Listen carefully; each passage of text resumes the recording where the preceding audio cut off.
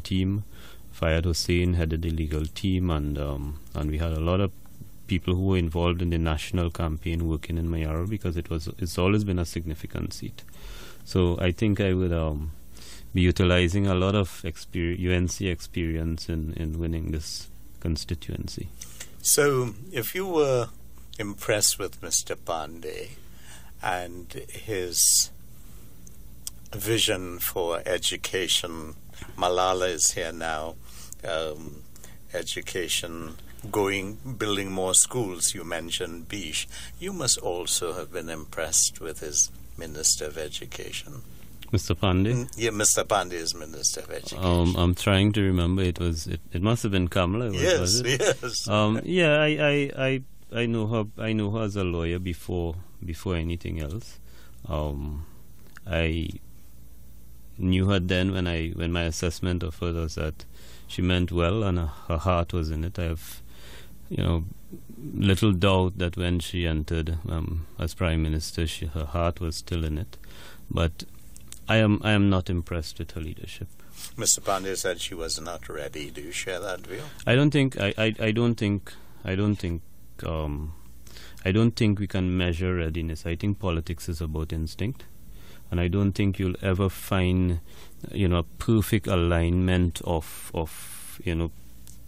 elements that would give you that would set off the green light. It's instinct, and you just feel that. And you would know, you entered politics at 24. You just feel that your time is now. So I don't think there would have ever been a time when she would have been more ready. The fact is that she was in that position. But for me personally, I have not seen that tone at the top consistently set, that she's taken charge of the cabinet and she's consistently driven the discipline that's required, especially given the context in which she won the election in 2010. So is that the main issue, taking charge of the cabinet and taking disciplinary action, not delaying? No, I don't think it's disciplinary action. I think it's a discipline of leadership, okay, not disciplinary action. Yeah, sure. I mean, if you lead and set the tone, I think you'd minimize the need for disciplinary action. But some of it, not everything in this country falls at the feet of Kamala Persad-Bissessar. Not everything that's happened, not every negative. I mean, as individuals, we have to take responsibility for a fair amount of what is happening. But we have big government in Trinidad. Government is too involved in the day-to-day lives of the citizens, and because of that, we look to government for that tone and that leadership, and it's not happened. It's just not happened under Kamala Persad-Bissessar. So you chose to shift from UNC to PNM. Yeah, I made that shift since 2002. I worked in the central area, chairing cottage meetings for the PNM, and in 2000. For as long as that? Yeah, in 2002. In 2001, I worked with for those two elections with Gypsy, and in 2002, I did some work with the PNM. In 2007, I worked specifically on Gita Rampersad's campaign for the Naparima seat, and after that election, when Mr. Manning won, I had no further involvement in politics in Trinidad, and mainly because I lost confidence in Mr. Manning, and I've been a prolific writer, and I've condemned Mr. Manning in every. I think I was one of the first writers out condemning Patrick Manning, condemning Uttara Rao, condemning Calder Hat, and 2010 was the result of that relationship, and that refusal to deal with governance issues which were obvious, and we saw what happened in 2010. You're listening to Issues and Perspectives on Heritage Radio 101.7 FM. Clarence Rambarat, our guest on Issues and Perspectives, and this is getting to know you better, and I'm sure we'll have other opportunities to talk to you on the specifics of politics and issues, but I thought we'd spend some time getting to know you. You were born in Rio Claro. You know the country fairly well, I would suspect. Yeah, Trinidad and Tobago. Mainly because my father was a forest officer, and we moved around with him, and the country was his work. So I've seen a lot on my own, and then I have 3 kids, and when they lived here, I took them all over and spent time, and I love this country. Physically it's beautiful, so I think I know most of the corners and creases. Yes. Your children don't live here? No, not yet. They're in Canada. Yeah. But they lived here. My sons moved when they still have a very good knowledge of Trinidad. My daughter, who's 9, loves Trinidad from a distance. She left here when she was 3, but she loves everything that's Trinidad, and she's looking forward to being here. Okay, you worked with Mr. Pandey at Caroni Limited. Yeah. Where were you when the PNM took the decision to close Caroni Limited? Right there, part of the decision, and I played a key role in the implementation of the decision. I think it was the best decision for the sugar workers at that time and the industry at that time. There have been some significant problems with the way we've carried out the promises we made to the workers, but the decision made at that time was inevitable, and it was the right time to make the decision because the promises made to the workers could have been funded at that time. Well, the promises could have been funded, but if you are closing down the industry and you made VSEP offers to the workers, couldn't the government have been better prepared at the time of separation to have had all the promises implemented, like the lands, for example? Well, the land remains the big one, and the land issue, the way the promise ultimately was shaped was by negotiation with the unions. So initially, the government was not thinking about every worker who was interested in agricultural land getting a 2-acre plot. The way it was, if you wanted agricultural land, you made a business proposal. And if that business proposal was accepted, then you would be allocated land based on what you required. So it was not going to be for every worker. And it was not going to be 2 acres. It may have been some 2 acre, but it may have been larger 2 acres. Out of negotiations, because the union went to court, the Old Trinidad Union went to court, and the 2 acre was negotiated with the government. So that's both the union and the government arrived at that decision. So you're now talking about an undertaking that had not been attempted in Trinidad before, and you're doing 2 things at the same time. You're preparing 2 acre plots for 4,000 or 5,000 workers, and then you're preparing residential lots for maybe 6,000 workers. It was a massive undertaking, and it was the government decided that it should be done by the EMBD. The EMBD was never in a position to even get started. I have been a big critic of the EMBD. It's something that has not worked, and by giving the EMBD responsibility for the development of those lands for the workers, the entire promise fell apart. So what we're facing now, and I've said in previous interviews, this government should not be held responsible for the delay in completing that promise. We're talking about 11 years now, and it's simply because we've underestimated what is required, we've wasted time. There's been corruption in the development of those lands. We're talking about hundreds of millions of dollars. And, I've been around, I've looked at some of the sites. Even the work that has been done, I am not sure if it stood up to the time. It's no secret that you just see PVC pipe sticking out the land. And it's a massive disappointment in the sense that there's so many things in this country that it's just simply not planned for success.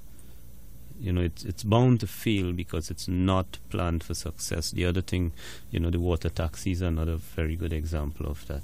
Not planned for success, so it would fail. You're listening to Issues and Perspectives on Heritage Radio 101.7 FM. What you and the PNM are holding out for the people of Trinidad and Tobago? For me, and I've said it openly, what attracted me to what Dr. Rowley had said so far. There are two areas that I'm interested in, and one is the work of Parliament, and I think that Parliament has been inefficient. It can't work. The design of the Parliament and the resources available to parliamentarians could never work. So I'm interested in seeing how the PNM makes the Parliament more efficient. And a starting point, of course, the obvious starting point to me is that parliamentarians have to be paid properly. How much they're going to be paid, that's the work of the SRC. But, when you look for, and recently when I was writing on the live sport, for example, we don't have a problem. Nobody's objecting to the fact that the live sport coordinators, some of whom were former criminals and so on, were being paid $30,000 a month. But we have a problem with an MP being paid more than $14,700. I think it just gone up to $17,000. It's unthinkable when you consider the work, the responsibility, and the potential liabilities involved. So the starting point has to be making the work of a parliamentarian full-time and paying parliamentarians properly. And the second thing is resourcing MPs properly, giving MPs research support, legal support, financial expertise, resourcing MPs properly, and getting the GSEs to work. And so many things. I read all the GSEs report. I read every report that's laid in Parliament, and I would tell you this, compared to when you were in Parliament, Hans, I am extremely proud of the work that's gone into the Parliament channel, the Parliament website, and the work. To me, that's democracy at work, that at any given time I can go and I can read the Hansard and I can read reports, maybe not all the reports, but I can read and I can follow. As a writer, it helps because I could be more factual, and I could research and I could share. I think that between President Hamel-Smith and Speaker Wade Mark, they've done an absolute great work. For me as a lecturer, I feel very proud that most of the people working in Parliament now are former students of mine from the University of the West Indies. And Parliament has evolved, and from what I've read about, the idea is to make Parliament a special purpose company going forward with a CEO and all of that. I am completely supportive of that, and I hope the PNM has somewhere in its mind that maybe Speaker Mark could continue on as Speaker, and continue the work that has been done, because an efficient Parliament, a Parliament that works, is the cornerstone of a good democracy. So I'm interested in the work of Parliament. The second area I'm interested in is attracting the best talent, and best doesn't mean the most academically qualified people, the best talent on the boards we've seen. Before we go to that, just for a moment back to Parliament. So you must have been very impressed with the address to Parliament, maybe the first address it might have been, of President Carmona. Yeah, I was impressed, but not for too long. Yes. I felt, and I think I wrote on it, and I got a lot of flack for it, but people didn't focus on the entire column. But I wrote about it. It was a good starting position. But I said, now you have to deliver. And I don't believe President Carmona has delivered. I think the leading disappointment for me, and I wrote about it recently, is that in January, when the report from Sir David Simmons, a CONCACAF report, was made public, the Integrity Commission wrote it for the first time, wrote to the President asking for a tribunal to be appointed to review the declarations filed by Jack Warner, and it's been 7 months. We're going into 8 months now, and President Carmona has done absolutely nothing. And I have made my conclusion. I've arrived at my conclusion. Whether it's fair or not, I've arrived at my conclusion. But I would think that if there is anything that we should be doing, is giving the Integrity Commission the support, and giving that David Simmons report attention. And I'm extremely disappointed in the fact that he's not acted. You were talking about the boards. Yeah, and the boards. So the other thing is that I believe that the PNM should reach across Trinidad and Tobago and attract. There should be a process, and the process I have in mind. And I mean, I'm not saying that I have control over it, but based on my experience in governance, I think we should be setting up a third party to invite applications from persons who wish to serve on boards, and we should be vetting those through the procedures that you would use to screen an employee. The multinational use it, local companies use it. You screen and you match people to boards, and you decide who you're going to appoint. And in that list, you would have a mix of political backgrounds and political interests. But I think we have to focus on getting the best talent on board. And I keep saying not the most academically qualified. And I'll give you an example. I think in reviewing, and I have reviewed state boards for a long time, maybe for 10, 20 years I've been reviewing state boards. The FCB board, for example, the first one which dealt with the share issue, was perhaps the most technically qualified board, and was also the only board in Trinidad that was trained in governance. Each board member attended a Canadian program on governance, and the board fell apart. The board failed on a very fundamental issue, which is if the minister requests an audit, you keep your mouth shut and you wait until the results. You don't second guess the minister. This is a very important issue. And if you say, well, I don't believe that this person has done anything wrong, then you're putting the board and the country in a very precarious position. And that came from the chairman. And it came from not only the chairman, it came from an experienced lawyer, clearly selected, and not just selected. That person was chairing another board, moved from that board into FCB, no doubt on the basis of her competence. And let me tell you, she's extremely competent. I've worked with her. I do not have a problem with her personally or professionally.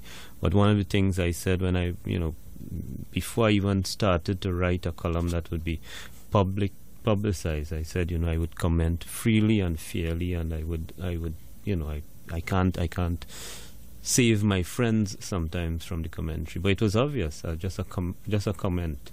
It took a long time for the government initially to have put boards in place. Yeah. Why do you think? I think they were. I think the idea then was that they were choosing people, and they were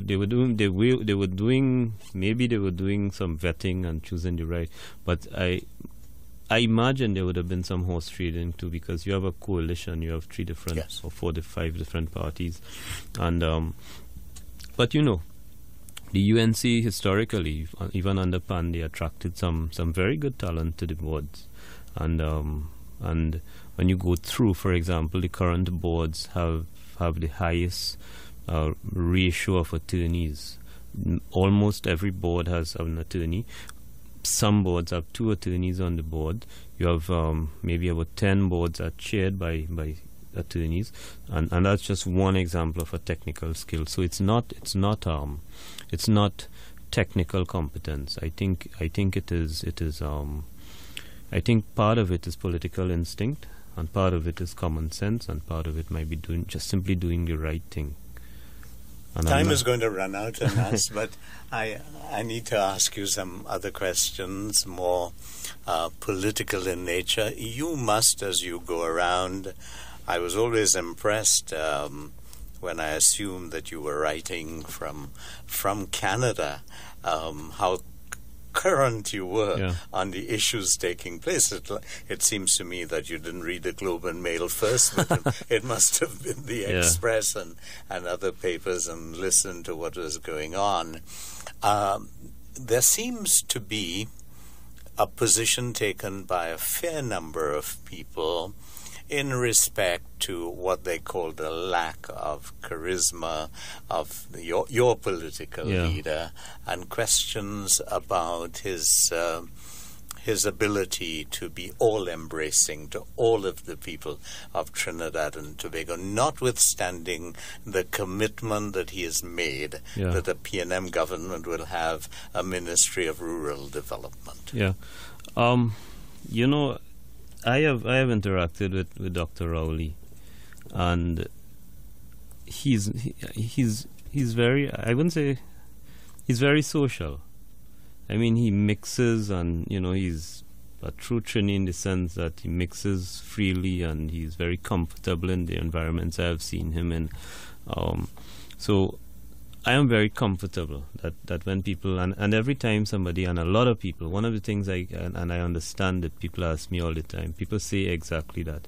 And I always say, have you ever met him? And maybe you should, go to the meetings or chat with him or something like that. And I listened to him in the internal election explain that, he cannot be friendly because there's so many things to anger him. But I think it's important that he shows both sides. He needs to show, and most people believe he's serious, and he demonstrates, a very serious facade and all of that. I think he's serious, but I also have seen a very comfortable, laid-back Keith Rowley. And I do not think he has a problem mixing, or he's uncomfortable in social situations, or uncomfortable in different parts of Trinidad. I think he has to understand, and you would know that's there are people qualified in doing that. So as a lawyer, for example, there are many things I don't see. I don't see. Lawyers are horrible communicators. That's why, our deeds run into 40, 50 pages because we can't say it in 2 paragraphs.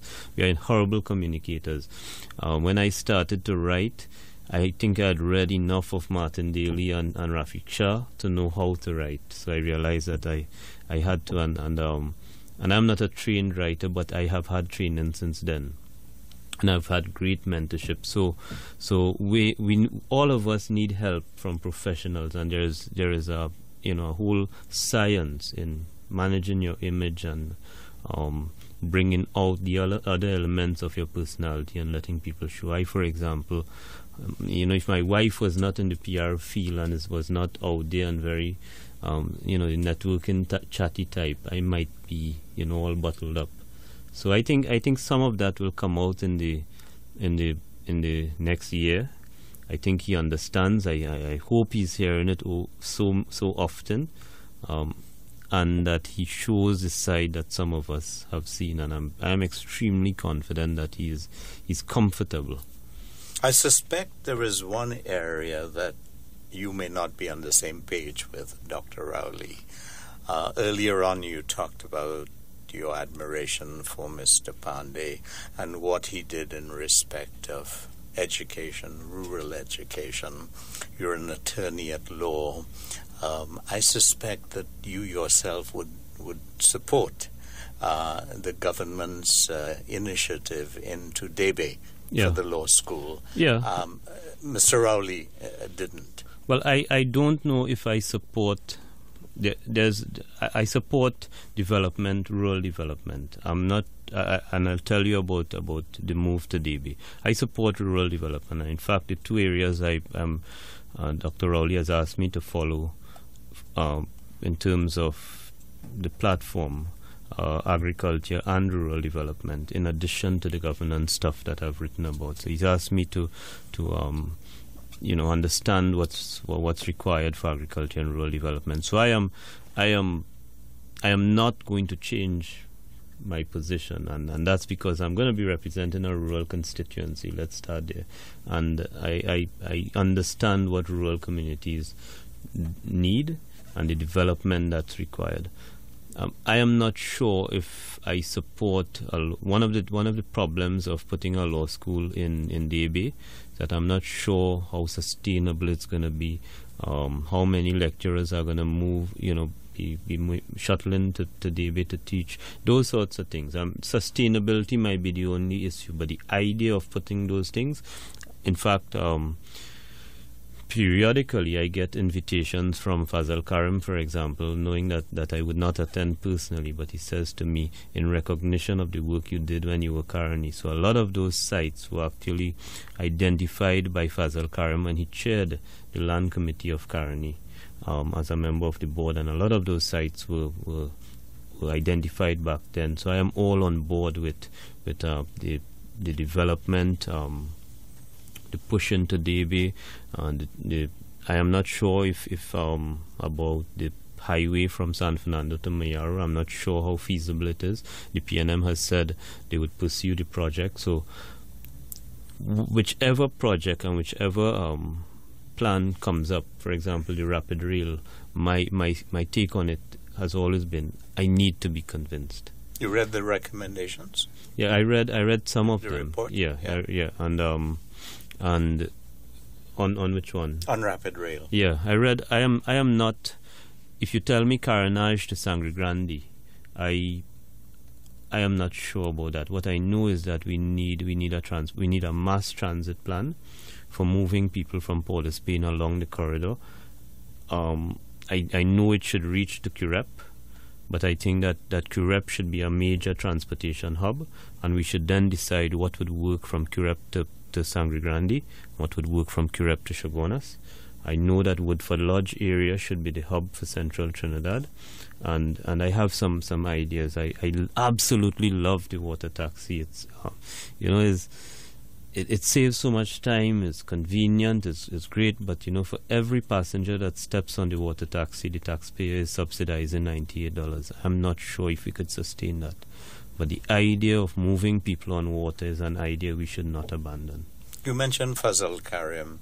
Isn't he a minister in whom you're well pleased? I am extremely pleased. We have worked together. Fazal was on the board of Karani.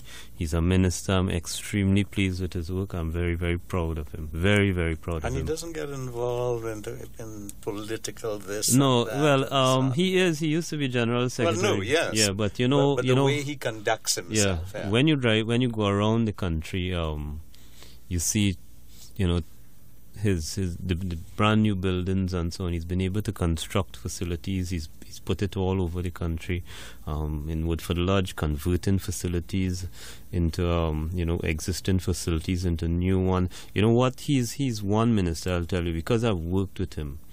He puts technically qualified people and experienced people in positions. And that means he does not have to deal with the technical issues, and he provides leadership.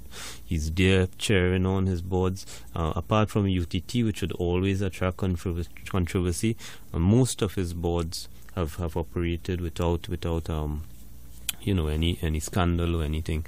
And I think it's because he's very knowledgeable in his technical area. He knows people. He's put them in the position.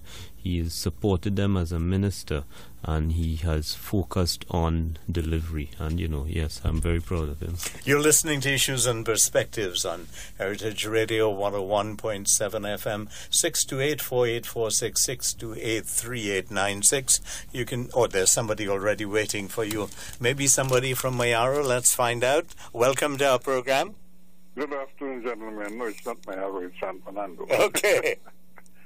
And the gentleman there, your guest, Mr. Anuman Singh, he said that the closure of Clarence was well timed, the right time and the right thing to do. But I beg to disagree. When I consider the need for programs like CPEP and URP, and the amount of money that we spend in such programs to keep people alive, I have to say. And the closure of Carney would have meant that you have to provide some means by which you can live. Wouldn't it have been better to diversify the sugar industry from extensive agriculture to intensive agriculture? And the model that could have been used was the model that was used prior to 1975, when you had the takeover by government of Trinidad and Tobago. Before that, you had different estates managed by managers, Picton, Bronte, wherever. And you had different, wouldn't it have been better to go back to that system and get into intensive agriculture and have people gainfully employed, providing for a cheap rate and being able to even can and export? I listen over it. Thank you. Well, as I said, the timing was the right timing, simply because the preferential prices for sugar were going to disappear, and the company, Carney itself, had become one of the world's most inefficient producers of sugar. So on one side we were producing at a high price, and on the other side we were losing the preferred price on the international market. So that the VSEP was designed exactly as you talk about. It was the first VSEP. Previously, Carney severed workers, but on a smaller scale. So there were some sections which were closed down, and those workers got their severance and they went home. And then the locomotive operations, for example, was shut down, and those workers got severance and they went home. And this was the first separation that included an enhanced severance package and the land and so on. So it was a different design and different benefits to the workers. But remember, exactly as you were saying, it was contemplated. Now, also keep in mind that out of the 8,000 or 9,000 daily paid workers in Carney, at least 3,000 workers stood to benefit from the VSEP, simply because the severance was going to be more than they would have earned if they continued to work out to retirement. So, working out to retirement made no sense if they were getting this payment up front, and that is why 3,000 workers were immediately attracted to it. What you talk about going into intensive agriculture and so on, that was the reason for the 2-acre allocation. And as I said before, the idea was not that each worker would get 2 acres. The idea was that those workers who wished to cultivate and had a business plan to support it would be given the land they required. The union negotiated with the government for a 2-acre plot for each worker who was interested in agriculture. And the problem is that those plots were not made available, and everything relating to that agricultural element of the VSEP, what the transition of the workers from worker to farmer, has failed to take place, and it continues. Carney Green was an attempt to rescue that part of the plan. I wrote recently showing how Carney Green has turned out to be a failure. The government has now invested $38 million in Carney Green in over 18 months, and Carney Green will not work. Mr. Rambarat, we've come to the end of the program. Yeah. I hope I could get you to commit to returning. Oh, yeah, sure. We've got many things to talk about. Yeah. And thank you for coming. Thank you for having me, Hans. And this brings us to the end of the first segment of Issues and Perspectives. Stand by for news at 5.